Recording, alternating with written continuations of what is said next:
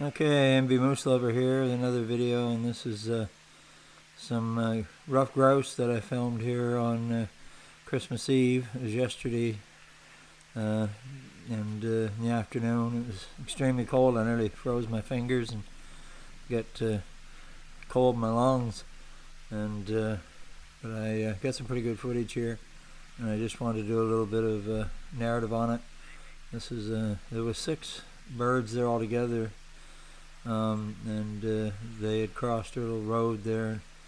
I started filming this one, and you see he's got his tail all fanned out, and I was making some partridge calls that they use to communicate, and this is probably a male. It figures it's a territorial thing. He's fanning his fan out and show how tough he is. And just some facts here that I kind of wanted to add to this video to do with winter and these birds surviving the winter, because they're amazing.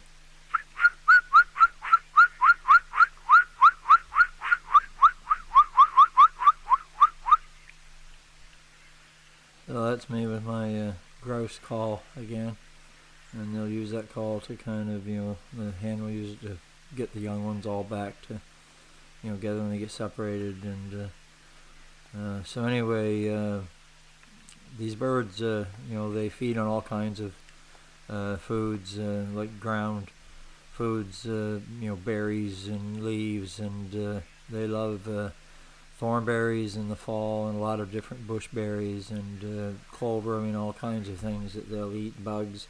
In the fall they love beech nuts.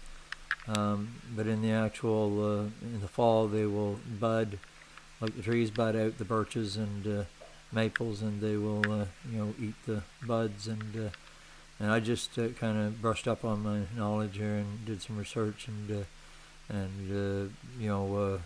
basically in the fall their stomach digestive system, they have a crop that they store stuff in, but their actual stomach actually enlarges so that they can actually process more food. And also they will they'll feed real quickly in the morning and in the evening, just so they can evade predators. Leaves are off the trees, so it's easier for predators to spot them. And so basically but what they'll do in the winter is they will basically bury in the snow, and they'll like dive bomb into a soft drift of snow, and then they will kind of get down in it and make a tunnel, and that way they can actually stay out of the wind and the cold. And they have and of course, if you get some rain and then maybe some crust forming, that can be really bad for them, because they'll get trapped. The crust will form over them, so that's not good. And I just want to say that when I started out as a teenager, I was a farm boy, and I hunted grouse for quite a few years, and me and my wife hunted them, but I haven't hunted for it's been about 10 years now, and 12 years, and even birds, I just don't have any desire to hunt them anymore. So I just rather film them. So I'm just throwing that out there. That's just the way I kind of changed. Okay, so I wrote down some facts here because I wanted to get them straight, and I can explain it quicker. These ruffed grouse, they basically they grow more down feathers on their breast and in thicker leg feathers to keep them warmer.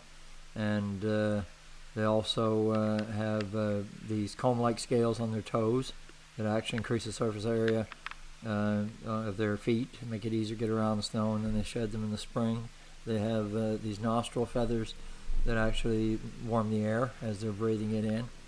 And then they, of course, they feed in the fall on the buds of trees, because all the birches will bud out in the winter, and they will, the digestive pouch that they have basically enlarges so that they can actually, digest their food quicker, because it allows more bacteria to develop. And also they'll feed early morning and late in the evening, and they can consume all their day's food in 20 minutes. And they do that so that they don't get get away from predators and not expose themselves. So they're really, really adaptable, and you can see the thick feathers on this guy here on his breast, and he's just puffed right out.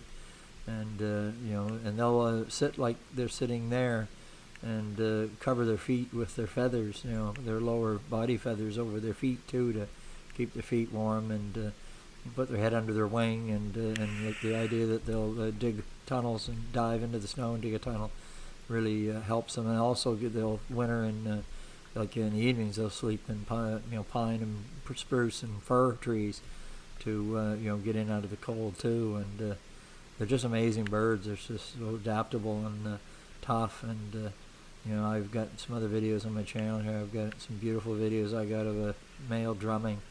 I always wanted to get some videos and I never did. Now I spent 3 days in this partridge. I started out a ways from him, and then I ended up getting within 3 feet of him, and he would just keep coming back to this big log, and he would go off and do other things and come back to the log and drum. And I got it in slow motion and everything. You can check them out on my channel, but they're just beautiful, beautiful birds, and just they can survive so well in the wild, and they will raise large broods. It's really they're just I love them.